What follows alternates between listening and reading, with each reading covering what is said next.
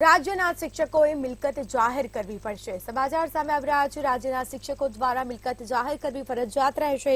2.5 લાખ શિક્ષકોએ મિલકત જાહેર કરવી પડશે। સ્થાવર અને જંગમ મિલકતો જાહેર કરવી પડશે, જેમાં પરિવારની મિલકતની પણ માહિતી આપવી પડશે। તો પરિવારની પણ કેટલી મિલકત છે તે અંગે પણ માહિતી આપવી પડશે। સ્થાવર અને જંગમ મિલકતો જાહેર કરવી પડશે। 2.5 લાખ શિક્ષકોએ મિલકત જાહેર કરવી ફરજિયાતપણે રહેશે। રાજ્યના શિક્ષકોએ મિલકત જાહેર કરવી પડશે।